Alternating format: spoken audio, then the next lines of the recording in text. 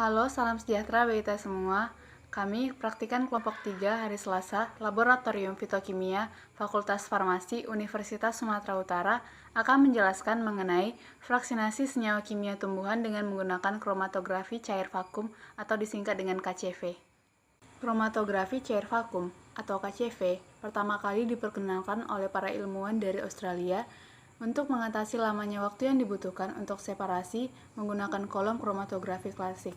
Pada dasarnya, metode ini adalah kromatografi lapis tipis yang berbentuk kolom. Aliran fase gerak dalam metode ini diaktifkan dengan natural dari laut bantuan kondisi vakum.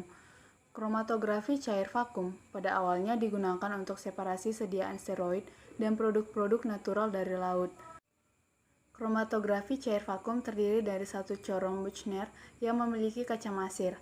Corong Buchner ini diisi dengan fase diam yang tingkat kehalusannya seperti umumnya yang dipakai pada kromatografi lapis tipis yaitu 70-230 mes. Kolom Buchner yang berisi fase diam ini digunakan dalam kondisi vakum atau bertekanan, yang berakibat pada kemampuan yang dihasilkan oleh kromatografi cair vakum akan sama dengan kromatografi gravitasi, namun diperlukan waktu yang lebih singkat. Kromatografi cair vakum dapat digunakan untuk fraksinasi dan untuk memurnikan fraksi.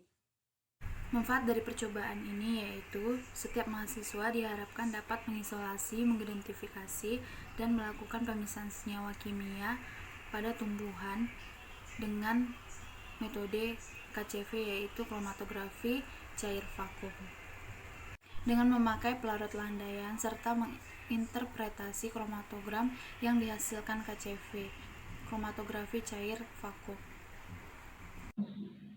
Baiklah, di sini saya akan menjelaskan sedikit tentang fraksinasi ekstraksi dari daun ketumbar. Pertama yaitu ekstraksi. Ekstraksi adalah pemisahan zat kimia dengan menggunakan pelarut tertentu. Setelah kita melakukan ekstraksi, kita akan melakukan fraksinasi.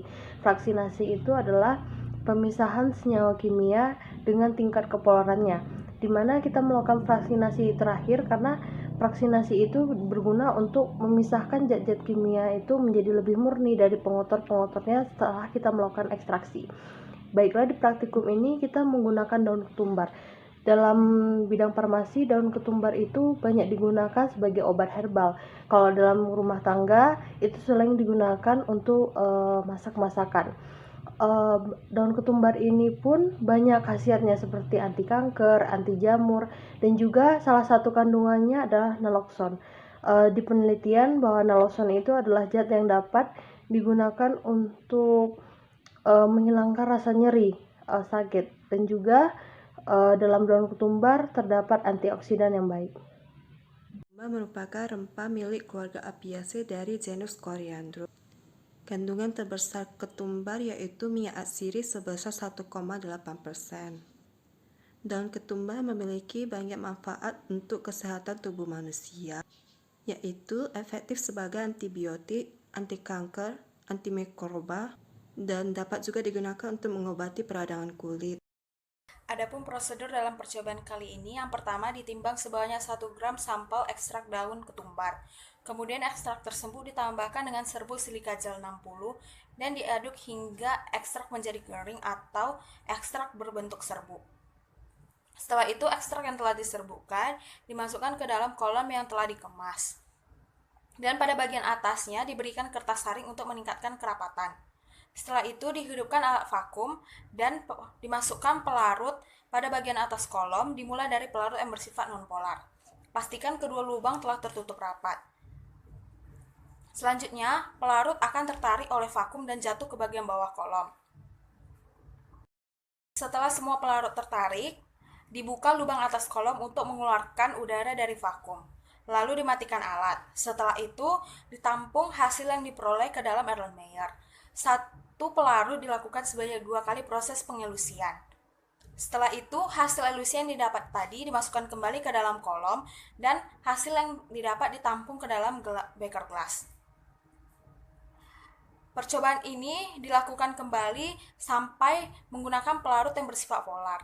Dan setelah semua telah terelusi, hasil elusi kemudian diuapkan di atas penagas air. Selanjutnya adalah prosedur analisis kromatografi KCV dengan kromatografi lapis tipis. Adapun prosedurnya yang pertama disiapkan fase gerak yaitu N-heksan etil asetat dengan perbandingan 7:3 dalam 40 mili. Kemudian fase gerak tadi dijenuhkan di dalam chamber dan chamber ditutup.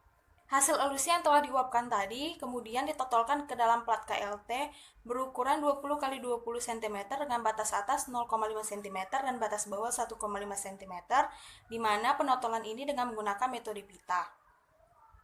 Setelah plat KLT ditotolkan dan chamber fase gerak telah jenuh, plat KLT kemudian dimasukkan ke dalam chamber berisi fase gerak yang telah dijenuhkan dan ditunggu hingga noda bergerak mencapai batas atas pengemban. Setelah mencapai batas atas pengemban, kemudian plat KLT dikeluarkan dan dikeringkan dan diamati di bawah sinar UV 366 nanometer.